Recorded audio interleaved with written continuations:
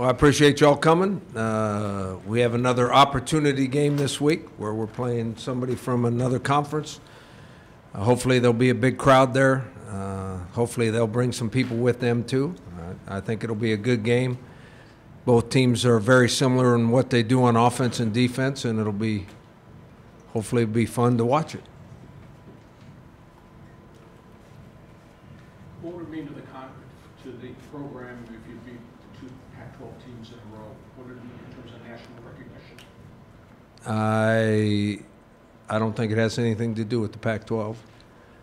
The last time I looked, and I hope I'm right, they're ranked 19th in the country. So if you can play well against the 19th ranked team in the country, you ought to get a little national exposure.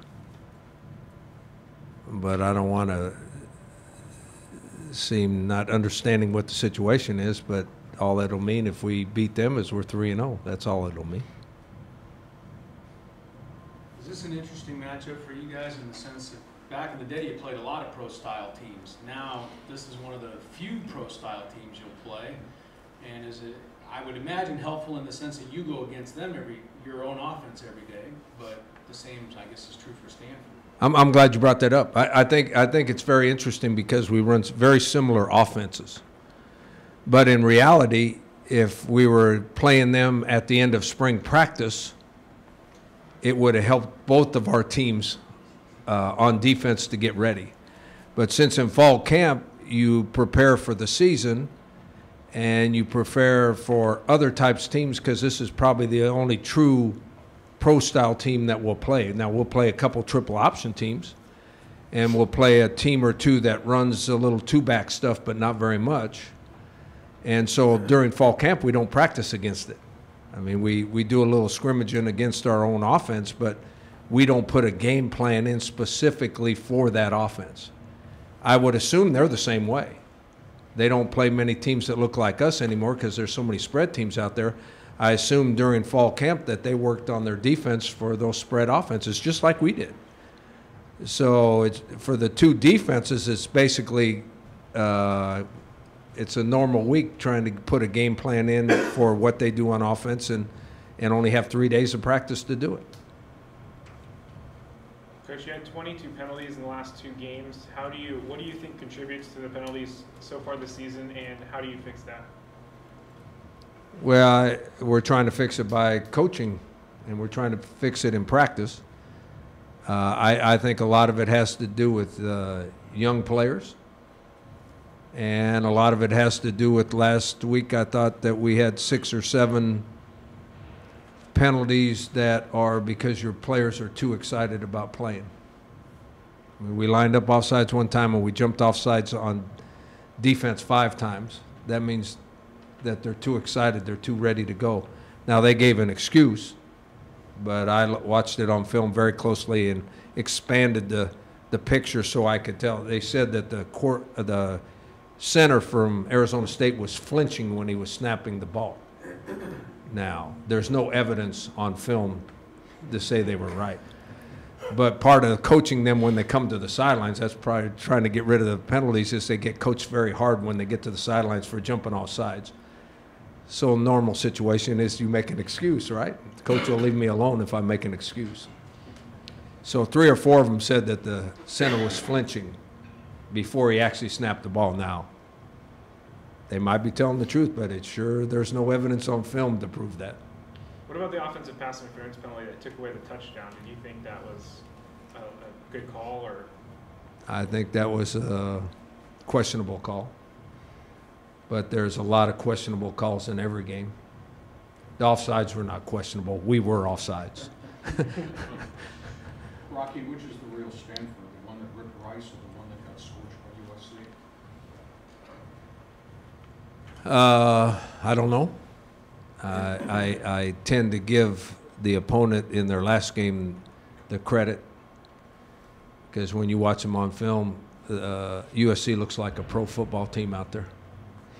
Size and speed and strength and all that, they look like a pro football team.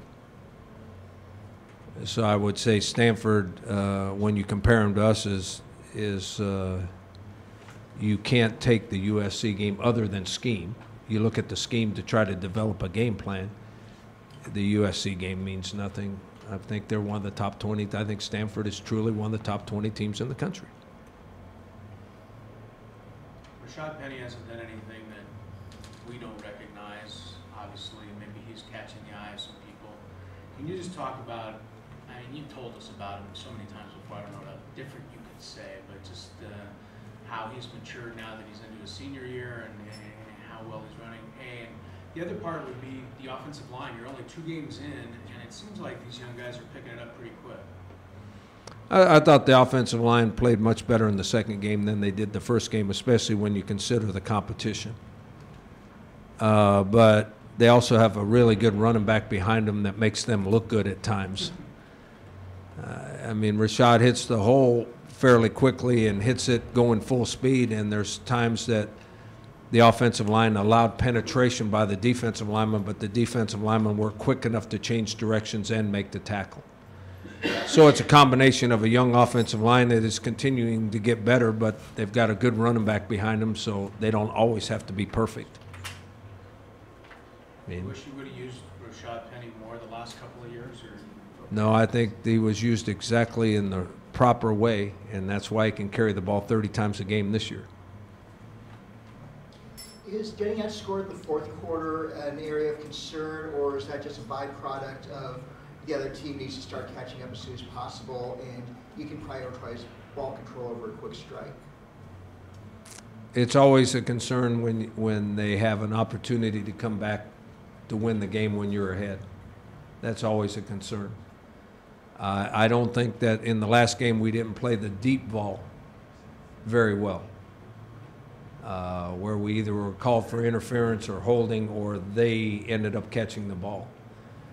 Now, all those balls, with the rules they are now, you throw it deep, it's 50-50 whether you're going to get penalized or not on defense. Because if you play it the proper way and are able to knock the ball away, there's still a chance that they're going to call interference. There's still a chance. But I didn't think we played the deep ball very well, and that's the only way they got back in the game, was throwing the deep ball. Coach, you often say that you guys won't start throwing the ball more unless you can't run the ball. Say Stanford does shut down the run. What's your level of confidence in Christian in the passing game to be able to beat Stanford? The game, I think that's what makes the game so interesting. I think if both teams on defense are able to slow the running game down, you're going to find out how good the receivers and the quarterback are. I think their quarterback's a good thrower. I think he's very accurate with the football. We think Christian's very accurate with the football. You know, so if we have to throw it, we have confidence that we can throw it and catch it. Do you expect to get a little more out of your young receivers the first couple of games, or has it just been a byproduct of you not calling their number very often? Well, I think that we haven't thrown it very much because we haven't had to. And I think that's and it's interesting to watch Stanford on film, too. The 2 best teams I've seen on film the last 2 years where the receivers do a great job of blocking are us and Stanford, because they're team guys and they realize their importance to the running game. Where most people you play against and most people you watch on film, the receivers only block because they're told to and they don't really want to very badly. Well, the Stanford receivers will block you too, because they don't get thrown to, if the running game's going, they don't get thrown to a whole lot either. Now, for our receivers, young receivers, to get the ball thrown to them a lot, it means the running game's not going. Rocky, they're averaging almost 500 yards a game, and their offensive front is massive, almost 300 pounders. What do you fear most, the front, or Love busting plays, or when they run first, Chris throws second? I think that they're very good at the line of scrimmage on both sides of the ball.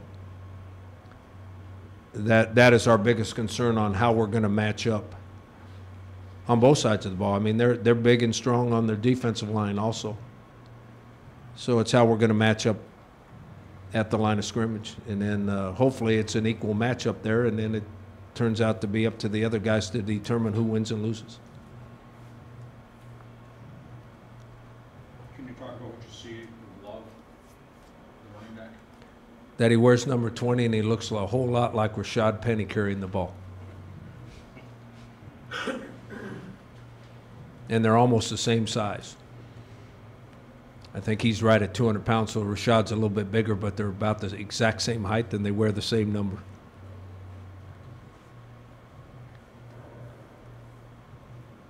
Rocky, what have you learned about your team these first two games, especially when you consider the discrepancy between the first two opponents you guys played? That we're still very, very young and we're still making a whole lot of mistakes. But I will say this in a positive sense. The first game we were very unaggressive. In the second game we were very aggressive. So hopefully the second game's a sign of what our team's going to be like the rest of the year. What do you think brought on that aggressiveness? I don't know. You know, hopefully it's the players that realized they didn't play very hard in the first game and they decided to play hard in the second game. That comes and goes. I mean, you can play a great game one week and play a terrible game the next week. And I think we will play hard the rest of the year, but the mistakes still concern me. We overcame a lot of critical assignment errors last week just because we tried so hard. And that's not always the case. Just because you try hard does not cover up for mistakes. I mean, there was 3 or 4 times that they had 2 wide receivers that weren't covered running down the field, but there was enough pressure on the quarterback that he could not throw it. Well, guess what? By design, there's people that are supposed to be covering those guys by design. Going from UC Davis to Arizona State, how did you tell your team that you needed to get up early, which you guys did? Did they know that going to the game that was really important for you guys? No, I told the team exactly the opposite. So what a coach tells a team doesn't mean a darn thing. I'm serious. Arizona State has a reputation for the last 4 years that they start fast. They score early and they start really fast. So I told our team the exact same thing, that this team has a reputation of starting real fast. So if they score a couple early touchdowns, it's a 4-quarter game. So we're just going to hang in there and we're going to win it in the 4th quarter. Wow, that shows you how much I know, because we're the first ones to score. I mean, It was the first question after the game, I believe, on your television interview was about beating a Pac-12 team on the road. It's getting asked today. I know you want to just kind of say it was an opportunity win, but can you understand why the Aztec fan base and the longtime Aztec fans really do appreciate that kind of a victory on the road over a Pac-12 school? Because we really haven't seen that in our generation. Since 1975. Right. Because I read all, our Mike's notes. Mike and Jamie and those guys do a great job with all that. I was going to take them to task, though, because they put all that information out before the game. When we win, well, guess what? They don't watch us practice. They don't make up the game plan. When we win, it's been since 1975 since the Aztecs have beaten the Pac-12 team on the road. When we win, it'll be the first time in 23 games or something that we beat a Power 5 team on the road. You know, they do a great job with all those stats. They're not the ones that have to convince our players that they can go out and win the game. Now, the best part of all that is our program is such that I don't think our players think there's any difference between us and any Power 5 team. And that's an accomplishment, and that's a credit to our players, because the way they're treated aren't even close to the same. The facilities aren't close to the same. The resources aren't even close. But that's a good thing about being with humans. Our kids think they're as good as anybody. They just got to play that way. Rocky, along that line, I know you guys, the coaching staff and the players, believe you're as good as some Power 5 teams. But outside the national perspective, they can see, hey, San Diego State could beat a Pac-12 team once. But a win over Stanford is almost like golf. It would validate this program. Are you aware of that sense? No, I'm not aware of that, because every game that we play seems to be the most important game in the history of the program. last week when I called it an opportunity game, it was the most important game in the program that we proved that we can compete against a Power 5 team on the road. Well, now we won that one. So now it's, can you fathom how important this game is to the program and the national reputation? Well, guess what? If we don't win this game, we got a very important game next week. So the media can hype that all they want. We're going to play 12 guaranteed games this year. And to be honest with you, the one after this one is a hell of a lot more important than this one. That's the truth. Now, that's not what the media wants to hear, but that's the truth. So this is second most important? Out of the 2 games, yeah.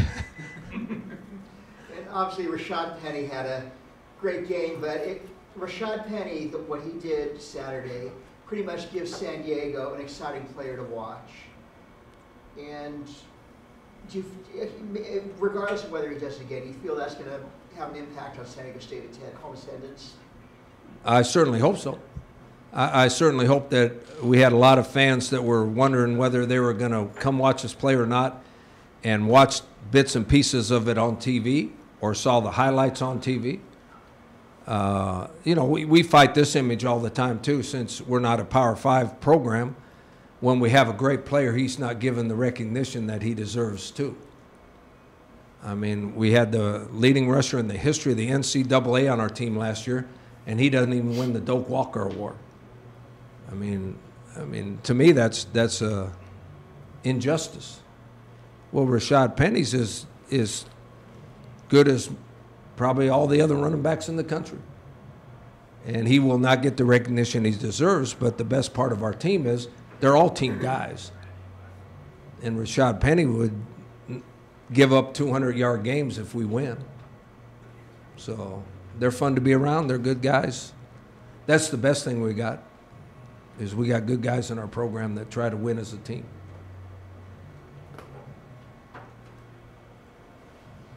How huge is it for what the athletic director has been able to do to get all these home homes with Pac-12 teams in terms of notice for the program? And its I think that playing teams that have a reputation and they're close to home allows you to play home games, and the home and home schedule allows us to play home games and still maybe have enough people in the stands to make enough money that you can still run the program without playing money games on the road back east.